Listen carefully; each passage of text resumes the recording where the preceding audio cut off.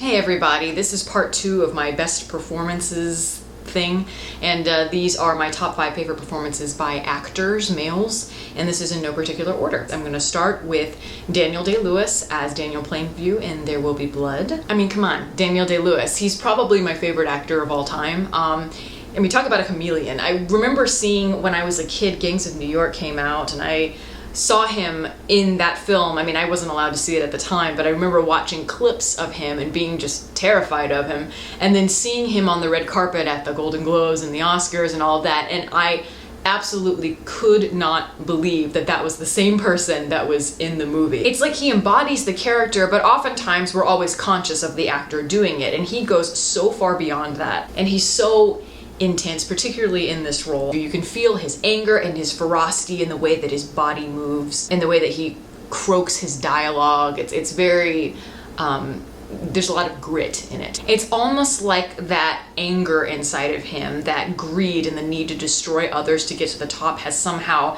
physically twisted him and worn him down through the years. But there are certain moments in the film that you do get a sense of his humanity, that however brief they may be, you do get a sense that he does have sort of a sense of wanting to belong somewhere. And there's a moment where he is looking through some of his old photos and things from his family, and he just breaks down. And I think there's a lot of power in that scene. But also what I love about him is how you're never really sure how to react to this particular performance. In other performances, you know, he's supposed to be scary, or he's supposed to evoke sentiment of some sort, you know, like in Lincoln or Gangs of New York, or My Left Foot. But this one, he's really playing with the conventions of acting and how you can perceive actors. And he reminds me a bit of James Cagney. That may sound a little bit weird, but what I mean by that is, like, he's going very over the top and you don't know whether you're supposed to laugh or not. But that's part of the magnetism of it. In the last scene, there's this part where he's really drunk and he gets up and he just kind of starts dancing, and you're like,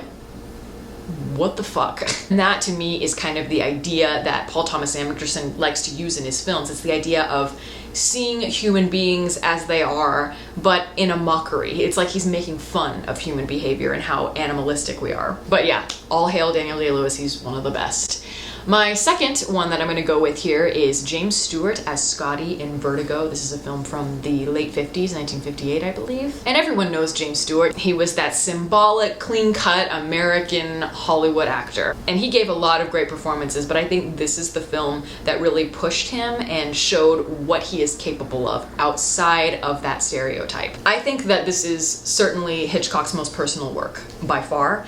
And what I like about it is that he's using suspense and the conventions of it in a different way, rather than using them just to kind of manipulate the audience. He's doing it in a way where he's kind of focusing in on himself and thinking, why do we fall for these suspense tricks? What is it about it that seduces us? And you do see that character arc fully embodied in Scotty. It's like, you know, he starts out in the film very much like James Stewart, just the typical guy that he plays in a lot of different movies. He's, you know, this gentleman, and he's very sweet. The more the film goes on, he slowly starts to go insane, and his mind just kind of warps into something that is very shocking. He thinks that somebody that he fell in love with deeply is dead, and the heartbreak and everything is just very hard to watch. But when he finds out things about this woman that he didn't know, you're amazed at how angry he gets, and you see all of the misogyny, and that is something that was very apparent in Hitchcock himself, and he's bringing that out through the character, which is very uncomfortable. It's the idea that beneath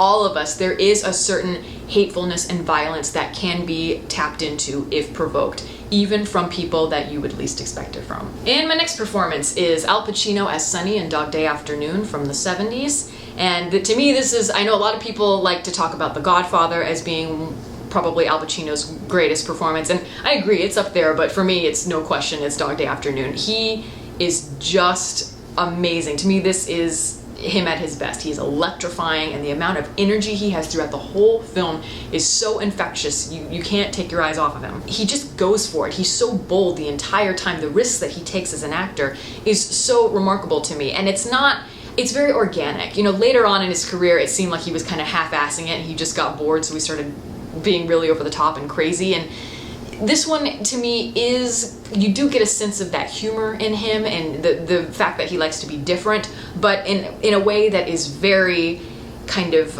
just real. It feels real. And of course the film does take place in one day, and it's about these two guys that are trying to rob a bank, and Sonny is kind of the person who's leading the escapade. I heard an interview with Al Pacino where he says that he saw the character Sonny as somebody who wants to get caught in a strange way. This is his way of kind of crying out and trying to be seen by the world, because he certainly wasn't getting that attention in his personal life. He starts out as somebody that's just kind of like, look at me, look what I'm doing, look at all of this chaos. But as the film goes on, you feel a lot of that anger and that desolation, which is kind of where all that manic presence comes from. Dog Day Afternoon is just a great film, and Al Pacino to me is, that is as good as it gets. My next performance is Peter O'Toole as T.E. Lawrence in Lawrence of Arabia from the early 60s.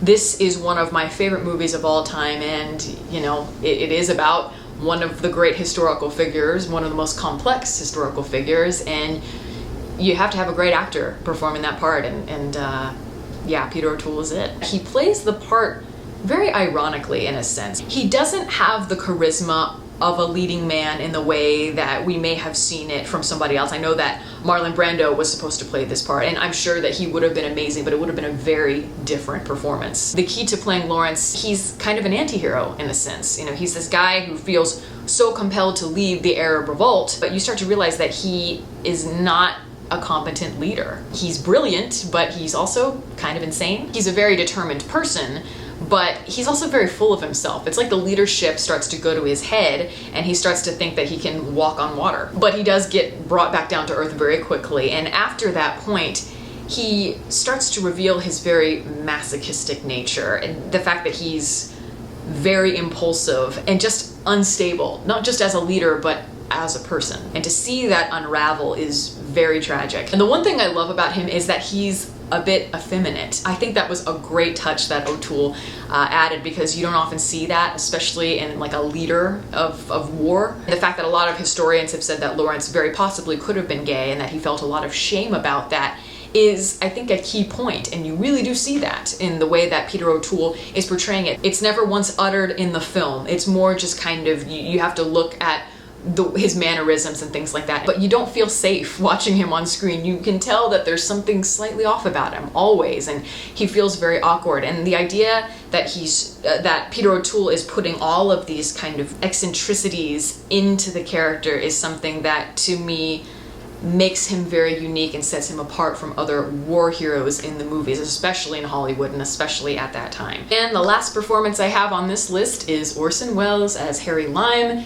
in The Third Man from 1949. For those of you who are cinephiles, you're probably thinking, why would you pick that film? He's only on screen for like 10, maybe 15 minutes tops.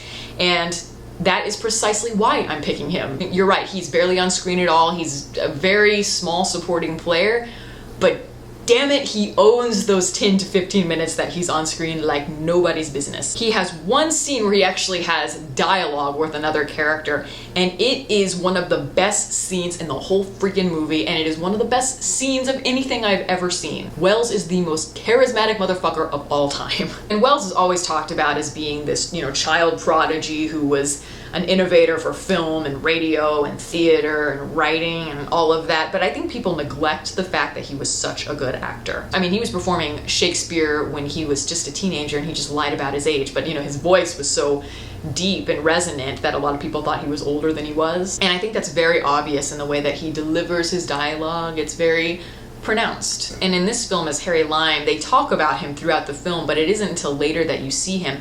And when people are constantly talking about your character all the time, and it just makes up most of everyone's conversation, and it's built up and built up and built up, you better deliver. And they absolutely does. The character is so duplicitous and yet so charming and witty. And even though he is the villain to Joseph Cotton's protagonist, you want him to get away with it. And he has one of the greatest character entrances of all time. Just how he's standing there in the darkness, and then a light comes on him with that smirk. He's just so smug. It's like his character always knows so much more than the rest of the characters, and he's always ahead of the game. I love how he can be so sinister in one minute and then just laugh it off the next. He kind of just goes up to someone, it's like, I could push you off this Ferris wheel right now, and I don't think they'd look for a bullet wound after you hit that ground. And then he's just kind of like, I'm just kidding, I'd never do that. It's just like, oh my God, he's just perfect. He just pulls it right back every minute and it's just enough. So lasting impact, great character. All of these performances are great.